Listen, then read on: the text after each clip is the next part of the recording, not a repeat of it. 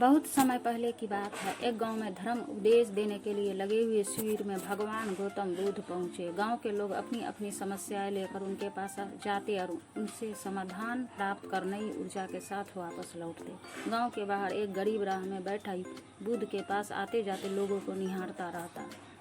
उसने क्या देखा? दुखी चेहरा लिए भारी कदमों में लोग भगवान गौतम बुद्ध के शिविर में जाते और नई ऊर्जा के साथ चेहरे पर खुशी व आनंद लिए वापस लौटते। गरीब ने सोचा क्यों न मैं भी भगवान के पास अपनी समस्या लेकर जाऊं। यह सोचकर हिम्मत करके वह भी शिविर के ओर चल देता है। शिविर में एक एक कर क्रमबद्ध तरीके से व्यक्ति को प्रवेश मिलता है, इसीलिए वह भी अपनी बारी का प्रतीक्षा करने लगा। जो कुछ उसने रास्ते में देखा अब यहाँ उसे साक्षात देखने को मिल रहा है। लोग एक एक कर अपनी समस्याएं बता रहे थे। भगवान गौतम बुद्ध चुपचाप शांति से सब की समस्या सुनते और जवाब देते। उसकी भी बारी आई। उसने भगवान गौतम बुद्ध को प्रणाम किया और बोला, भगवान मैं ही गरीब क्यों?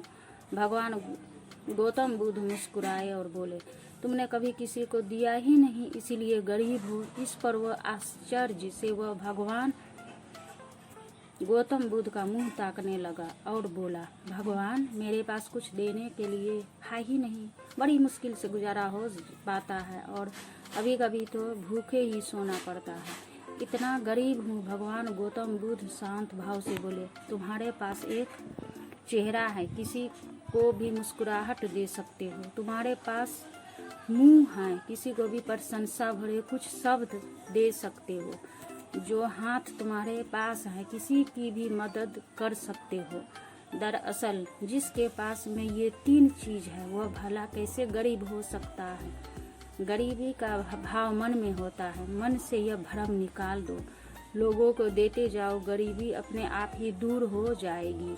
यह बातें सुनकर उस गरीब का चेहरा दमक उठा। उसे अपने प्रश्न का उत्तर मिल चुका है। अब उसने मन से गरीबी का भाव दूर हो गया। इस शिक्षा को जीवन में उतार कर कुछ ही दिनों में उसका जीवन भी खुशियों से भर गया। जीवन की सीख। मंदिर में भी लोग जाते हैं तो कुछ न कुछ मांगते रहते हैं और जीवन भर घुट घुट कर रो रो कर समय बिता देते हैं। हाँ, वे ईश्वर की कृपाओं को कभी कम समझे ही नहीं।